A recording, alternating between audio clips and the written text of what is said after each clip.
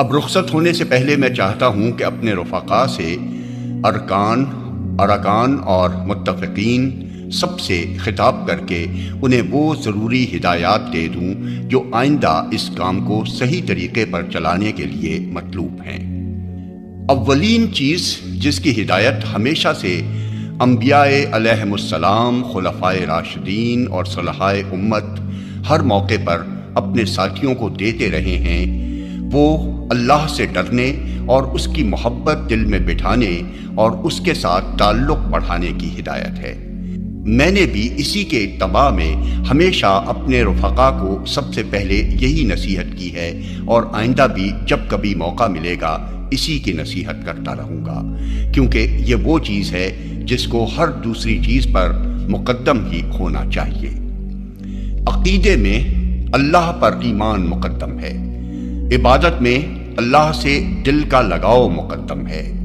اخلاق میں اللہ کی خشیت مقدم ہے، معاملات میں اللہ کی رضا کی طلب مقدم ہے، اور فی الجملہ ہماری ساری زندگی ہی کی درستی کا انحصار اس پر ہے کہ ہماری دوڑ دھوپ اور سعی و جہد میں رضائے الہی کی مقصودیت ہر دوسری غرض پر مقدم ہو۔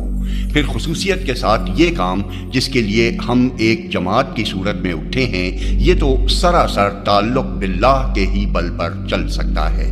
یہ اتنا ہی مضبوط ہوگا جتنا اللہ کے ساتھ ہمارا تعلق مضبوط ہوگا، اور یہ اتنا ہی کمزور ہوگا جتنا خدا نخواستہ اللہ کے ساتھ ہمارا تعلق کمزور ہوگا۔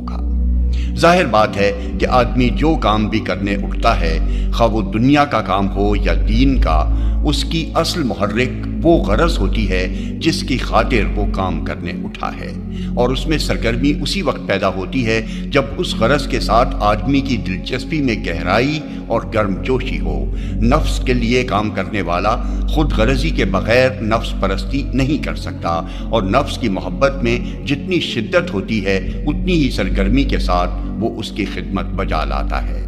اولاد کے لیے کام کرنے والا اولاد کی محبت میں دیوانہ ہو جاتا ہے، تب ہی وہ اپنے عیش و آرام کو اولاد کی بھلائی پر قربان کرتا ہے، اور اپنی دنیا ہی نہیں اپنی عاقبت تک اس غرض کے لیے خطرے میں ڈال دیتا ہے کہ اس کے بچے زیادہ سے زیادہ خوشحال ہوں۔ قوم یا وطن کے لیے کام کرنے والا ملک و قوم کے عشق میں گرفتار ہوتا ہے، تب ہی وہ قوم و ملک کی آزادی، حفاظت اور برتری کی فکر میں مالی نقصانات اٹھاتا ہے، قید و بند کی سختیاں جھیلتا ہے، شب و روز کی محنتیں صرف کرتا ہے اور جان تک قربان کر دیتا ہے۔ اب اگر ہم یہ کام نہ اپنے نفس کے لیے کر رہے ہیں، نہ کوئی